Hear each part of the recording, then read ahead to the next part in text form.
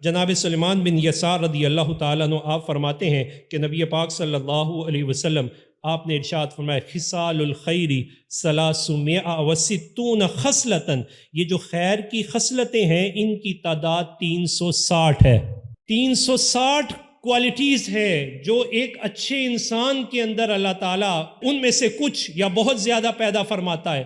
تو نبی پاک صلی اللہ علیہ وسلم نے انہیں ذکر فرمایا، تیری عطا سے خدایا حضور جانتے ہیں۔ حضور یہ بھی جانتے خیر ہے کون کون سی، کتنی ہے یہ بھی جانتے ہیں۔ 360 خصلتیں ہیں، 360 کوالٹیز ہیں جو انسانیت کو معراج عطا فرماتی ہیں۔ حضور نے 360 خصلتیں ہیں۔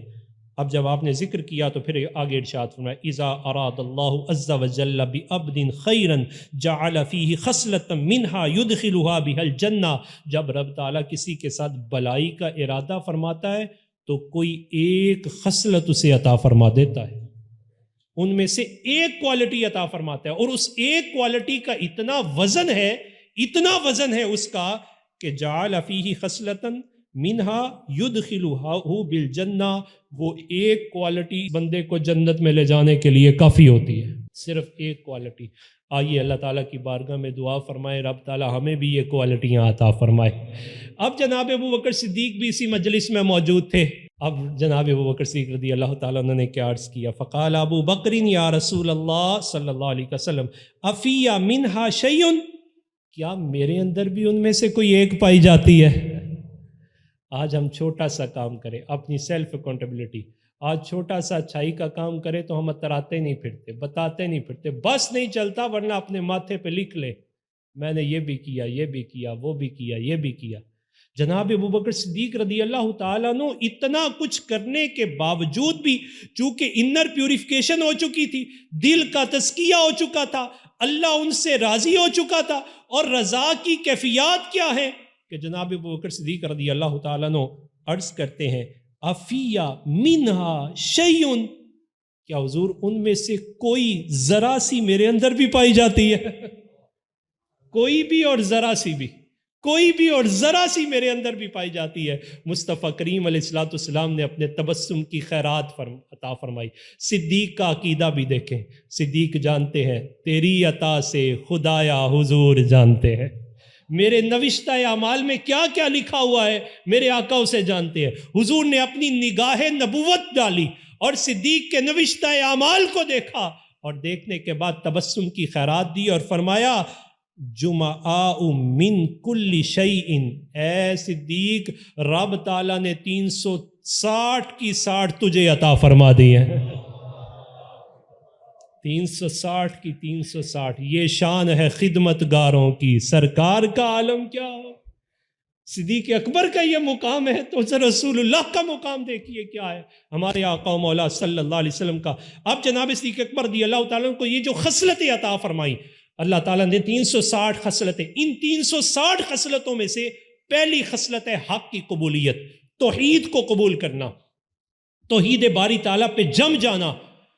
آج اگر 12 مرتبہ اس بات کو بھی ہم ذکر کرتے ہیں کہ آج اگر کوئی نو مسلم ہو، اللہ تعالیٰ سب کو یہ اعزاز عطا فرمائے، انسان کے اندر یہ تڑپ ہونی چاہیے میں نے اپنی اور ساری دنیا کے لوگوں کی اصلاح کرنی ہے، یہ تڑپ ہونی چاہیے یا اللہ مجھے توفیق عطا فرما تیری ساری مخلوق کو میں اسلام کے دامن میں لے آؤں، یہ تڑپ انسان کے اندر ہونی چاہیے۔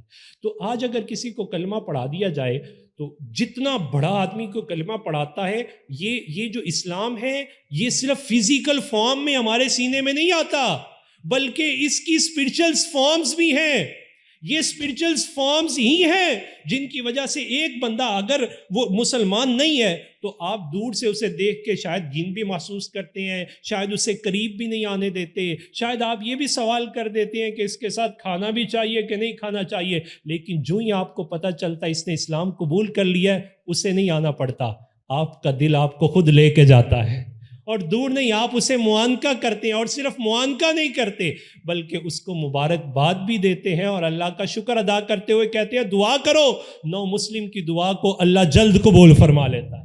یہ وہ فیلنگز ہیں جو اندر ٹرانسفر ہوتی ہیں، اور کیسے ٹرانسفر ہوتی ہیں؟ یہ اسپرچلی ٹرانسفر ہوتی ہیں۔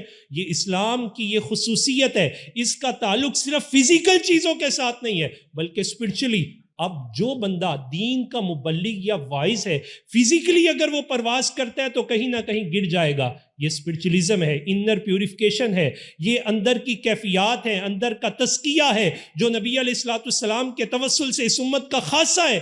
اگر وہ اسے حاصل ہوگا تو یہ فزیکل فارم کبھی بھی اسے گمراہی کی طرف لے کے نہیں جائیں گے. جناب ابو بکر صدیق رضی اللہ تعالی عنہ، آپ کی اس کیفیت کو سمجھنے سے پہلے ذرا اس کیفیت کو سمجھیے کہ ایک مسلم اگر کلمہ پڑھتا ہے تو کلمہ پڑھنے کے بعد جہاں فزیکلی اس کی طرف چیزیں جاتی ہیں، وہاں اسپرچولی کیا ہوتا ہے کہ جو نوشتہ میں ما قبل ہوتا ہے، حضور فرماتے ہیں الاسلام یہدم ما قبلہ، جتنا کچھ گناہوں سے پہلے ہوتا ہے رب تعالیٰ سارا ہی معاف فرما دیتا ہے، سارا ہی معاف ہو جاتا ہے. اسپرچولی وہ انر پیوریفیکیشن اسے حاصل ہو جاتی ہے، اس کا دل پاکیزہ ہو جاتا ہے، اس کے ذہن کی کیفیات، تفکرات سارے کے سارے بدل جاتے ہیں.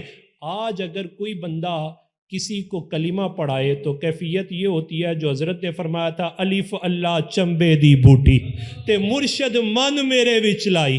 مرشد یہاں مانا ہے مینٹور، جس سے بھی آپ کلمہ پڑھتے ہیں، ذکر الہ لیتے ہیں، ریاضت و مجاہدہ ایفرٹس کرتے ہیں اللہ تعالیٰ کا قرب پانے کے لیے. مرشد من میرے وچ لائی ہو، اندر بوٹی مشک مچایا تے جان پھلنتے آئی ہو. وہ جو کلمہ پڑھتا ہے وہ کہتا ہے اب میں سب کو بتاؤں، اعلان کرو میرا، میں بھی مسلمان ہو گیا ہوں. ذرا تصور کریں کہ اس دھرتی پر مصطفیٰ کریم کے اعلان نبوت کے بعد اللہ کی توحید کا بوٹا سب سے پہلے جس کے سینے میں لگا ہے، اس کے اندر بھانبڑ کیسا مچا ہوگا. وہ سینہ جناب ابو بکر صدیق رضی اللہ تعالیٰ عنہ. اس پر حضرت اقبال آئے تو حضرت اقبال کی ایک خاصیت رموز بے خودی میں انہوں نے بات کی. انہوں نے کہا توحید کی پریکٹیکل اپروچ، یعنی حالانکہ توحید کا فلسفہ، یہ توحید ایک فلسفی ہے، ابتدان فلسفی ہے. حضرت اقبال فرماتے ہیں کہ توحید کی پریکٹیکل اپروچ اگر کوئی حاصل کرنا چاہتا ہے تو وہ سینہ ابو بکر صدیق سے ہی حاصل کر سکتا ہے. توحید بھی اس کے سینے میں خالص نہیں جا سکتی جس کے سینے میں محبت ابو بکر صدیق رضی اللہ تعالیٰ موجود نہیں ہوگی.